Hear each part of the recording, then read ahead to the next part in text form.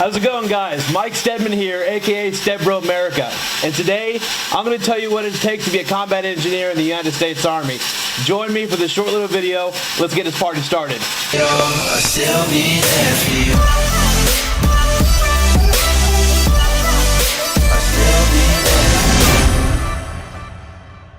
Talk about an explosive intro, huh? Guys, what is up? Ben Allen back again with another video, and today's the long awaited.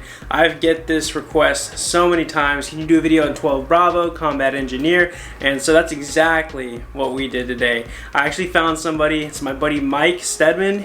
He has an Instagram page. He posts a lot of meme. It's Stedbro _America. Funny stuff, guys, and we got to talking. He told me he was a 12 Bravo. I was like, bro, you need to come onto the channel and talk about it. Like, people have been asking me, they want this MOS, they want to know what to expect more or less in AIT and from the job itself, and so we made it happen. He sent me the footage, and here we are, guys. For those of you that are new to the channel, my name is Ben Allen. I did 4 years active duty as a 68 Whiskey combat medic. I got out as a sergeant and just recently joined the Army Reserves, so I have that active duty knowledge should you guys need it, and I have that reserve knowledge should you guys need it. So feel free to hit me up on my Instagram. I answer all my questions. You can do the same with Mike. He'll answer any combat engineer questions you have, and you know, anything in general about the military, guys. I got you. Hit me up. My Instagram is at Ben_Allen175. Best possible place to reach me. And before we jump into the main topic, I need y'all to smash that like button, guys. Smash it up. You know, explode that like button, right? Since we're doing combat engineer. And also subscribe and turn on the bell notification. That way, when I post future MOS videos or just, you know, military related content in general, you guys will be immediately notified whenever those drop. Just select all once you hit that bell, and comment down below what you're most excited for about going to becoming a 12 Bravo combat engineer, or what other MOSs you want me to cover in the future, or just anything about the Army, military you want to know in future videos. I will be more than happy to make that happen. But enough talking, so we're gonna jump straight into this. So my first question for you, Mike, is what exactly does the 12 Bravo MOS entail? So what does the MOS entail? As a combat engineer, you pretty much blow stuff up. It's in the name. We did some stuff with IEDs. You know, some awesome stuff in the combat engineer world. Well, all right, blowing stuff up. Who doesn't love that, right? So that's awesome. Now, moving on, what advice would you have for incoming soldiers who plan to like pursue the 12 Bravo combat engineer MOS? So as you know, incoming soldiers, some advice I would have is definitely be in shape when you get the basic training. And be ready to learn a lot of stuff about explosives and about the knowledge of explosives. There's a lot you can learn. You'll be taught a lot by your drill sergeants. You'll be taught a lot by your instructors as well. So taking that knowledge and just be ready to learn a lot of things. All right, so you guys heard it there. Be in shape. That's number one, guys. If you guys want workout videos, let me know. I can post those as well. I'm actually getting into a whole fitness kick again. So if you want to see me start from zero and go to, you know, see what I can get to, let me know. You guys can follow along my fitness journey. But that's very, very good that he said that. Going in physically fit will definitely set you up for success. And like he also said, be knowledgeable, be willing to absorb that information, because you're going to learn a lot about explosives and a lot about what being a 12 Bravo combat engineer, you know, comes with. You know, it comes with a lot of stuff that you have to retain, and, you know, pay attention to your instructors. And with that being said, my next question for you is how physically demanding is the MOS? Like, you know, what can they expect to be doing, you know, like physical wise, you know, like work wise, or, you know, lifting wise, type of stuff like that? Now, in the MOS itself, you know, it is physically demanding, just like being in the regular Army. Now, the thing is, when you're in engineer school, you do bridging as well. You do the Bailey Bridge, which is a really fun bridge to build because it's like a team building effort. So you gotta be strong with that shit. You gotta be able to, you know, lift up the panels and all that good stuff. Just be physically fit. Don't go to basic. Don't slack off. Just, you know, be as fit as possible. Even when you're in the big Army, you know, go to the gym. Just keep up your physical mentality. Just be ready to lift some stuff up. You know, obviously, just like the regular Army, be physically fit. So. Alright, so then again, more fitness, like he just said. So very physically demanding from what I'm assuming. You know, it is a combat MOS, so you know, you can only assume that you're gonna need to have some level of fitness. Like you said, you're gonna be carrying bridges as well. That does not sound like light work, you know what I mean? So again, just hit those workouts before you guys ship out. It will definitely set you up for success in the long run. And so next question, Mike, is overall, how long is, you know, like OSIT that you go through for combat engineer? So overall, engineer school is 14 weeks, but it's also combined basic training called One Station Unit Training, or OSIT for short.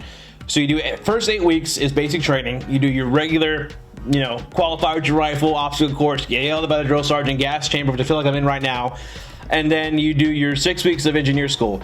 Engineer school, you learn about minesweeping operations, bridging, you learn about explosives, which I love going to the demo range. It's all fun. You learn about demolition systems.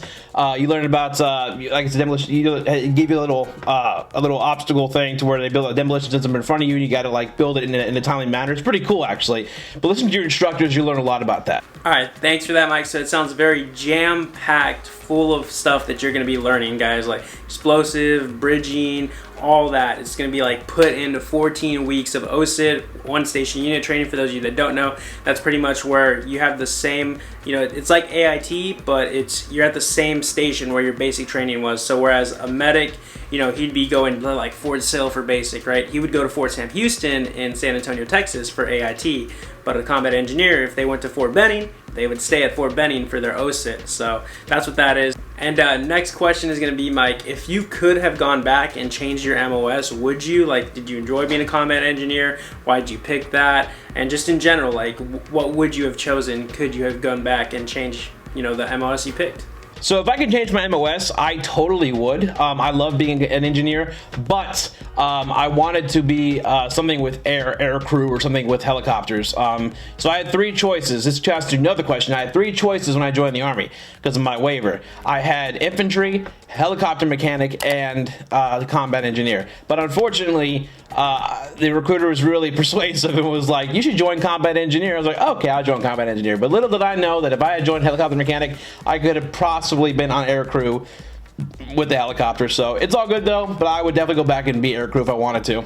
Okay, nice. So that's another example, guys. Don't let the recruiter talk you into anything. You know, unless you're cool with it, like Mike was, that's awesome, cool, pick it. You know, if it's available, great. But if you feel like you want a different MOS, you know, stay true to what you want, because chances are it'll become available if it isn't at that exact point in time. Trust me, I've seen it time and time and again. MOSs become available over time. So just hang in there if that's something you really want. If not, cool, then just pick whatever, you know, whatever sounds good, whatever you feel like is going to better you, whatever you feel like, you know, is like the second best option, you know, go with that as well. So next up is, overall, did you love your job? Like, did you love being a combat engineer? Like, what did you take away from it? Like, what'd you think? So I personally loved my job. It was a good time. I did a deployment to Afghanistan. I did a rotational tour to Korea. We had a really good time in the job.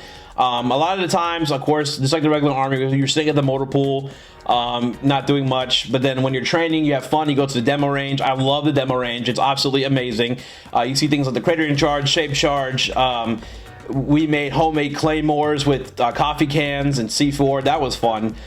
You do daisy chains, all that good stuff. And then my favorite one is the Miklik. It's a really big 2,000-pound thing that shoots this string across and blows up. It's really cool. We did it in Korea as well. I just loved going to the range. It was so much fun, the demo range. So we blew up a mount house actually one time. We weren't supposed to, but you know, our first shot was kind of trigger happy with the explosives. So I actually loved it, and I really enjoyed it. Well, you can definitely tell Mike was passionate about his job. That sounds like he did a bunch of fun stuff. You know, he had a deployment, he did a tour to Korea, and I know from personal experience, Korea is pretty fun. And just all the range time too, especially if you guys are really looking forward to like blowing stuff up, working with explosives and things of that nature, then you're definitely gonna love the range. I mean, you could tell just from the way Mike was talking about it that he really, really enjoyed that. So that's honestly super good to see that somebody actually enjoyed the MOS that they picked, or you know, that they chose, because I know sometimes some people pick an MOS and they're not all too hyped about it. So you know, it happens. So next question is, what was the hardest part about your job? Like, what can they expect, in terms of, how rough it can be, what are some of the downsides? So the hard part of the job is honestly just learning a lot of the stuff. So you learn about different explosives, you learn about different like counter IED and stuff like that. And don't be afraid of explosives. Explosives are rather safe. You need pressure and heat in order to cook one off. So you can hold the thing at C4 in the hand and just toss it around, but I don't do like, what I'm saying, like take in the knowledge as much as you can, and of course you do the regular Army stuff as well, but I would say definitely take in as much knowledge as you can learning the job. Sometimes it is a little tough, but you can learn a lot of awesome stuff, and listen to your NCOs. They're experienced. They will give you a lot of information regarding the job, so I highly recommend it. It's a good time, and we are the biggest drinkers in the Army, so no one can outdrink an engineer. Just putting that out there right now. So yeah. Okay, yeah, definitely. I would 100% agree that retaining information is usually always the hardest part about a lot of the MOSs that you go through. Like my MOS in general, like 68 Whiskey, so many things you have to memorize, and I can completely relate where he's coming from, with all the different explosives and IEDs, different things they have to work with, because I assume it's just a lot of knowledge you have to retain. And like you said, just focus on it and really listen to what they're teaching you, and that'll help you out in the long run. And I definitely get where that's coming from, because same thing, if you don't pay attention in 68 Whiskey School, you're gonna fail. But yeah, that's gonna be the last of my questions that I have. Mike, do you have anything else that you would like to share with the audience? Anything you feel they should know? Just feel free to drop it. I personally want to thank Ben for letting me come on here and talk to you guys about what it takes to be an engineer. It's honestly awesome, and it's cool networking. I always say networking within the community is the best thing you can do. It doesn't matter what MOS you are, get to know people. You never know in the future they could be your best friends. So follow me on Instagram, Stedbro America. Make some pretty killer memes, especially during this time right now. We're dealing with the pending apocalypse. So another thing about that, guys, and I will say this real quick, this has had nothing to do with the Army or anything, reach out to your friends and family. Right now, this is a really bad time with isolation, and we always preach in the veteran community and the military community to get out more, have fun, go be with your friends and your family. But this time, obviously, we gotta separate ourselves because of the whole pandemic going on. But reach out to your friends and family, especially in the military veteran community. Reach out to your friends and family. I challenge you to message somebody you haven't messaged in a long time. See how they're doing. See what they're up to. But guys, thank you guys so much for watching. I hope I encouraged you somewhat to be an engineer. I appreciate Ben and everything he has done. Awesome YouTube channel. Take care, guys. Thank you very much, and essayance. All right, well, thank you for the kind words, Mike. I really appreciate it. Thank you for coming on the channel. Guys, the audience, I really hope you enjoyed this video. It's a little different from how I do my Know Your MOS videos, just because I would just have them go through the whole time, but I wanted to cut in there and actually interject with, my own statements and, asking the questions physically as opposed to just putting them on the screen in words for you guys. Felt like it made it more interactive in a way. What do you guys think? Just comment down below what you thought and what other MOSs you want me to do in the future. And while you're commenting, let me know, anything, guys. When are you shipping out? Like, what are you looking forward to the most? Really connect with us. We want to build that connection with y'all. We want to build a community, and you never know, you might meet somebody in the comment section that's getting ready to ship out the same time as you. I hope you guys learned something about the 12 Bravo MOS. Again, it was highly requested, so I do listen to you guys whenever you drop ideas. That's where a majority of these videos come from, is from your ideas, because that's what fuels the channel. I'm very receptive to whatever you guys have to say. I really appreciate it. Again, our Instagrams, are at the beginning of the video, so feel free to hit them up. Mine is Ben_Allen175, and Mike's was Stedbro_Merca. Post some funny content, check them out. And while you're at it, while you're getting ready to sign off of this video, like that video, or explode that like button, with all the love. Same thing with the subscribe button, hit it, explode it, and turn on that bell notification and select all. That way you'll be immediately updated whenever we drop new content for y'all. And we're looking forward to the future, guys. We really hope you are too. And thank you for tuning in. Again, Mike, thank you for coming on, and we will see y'all in the next one. Later.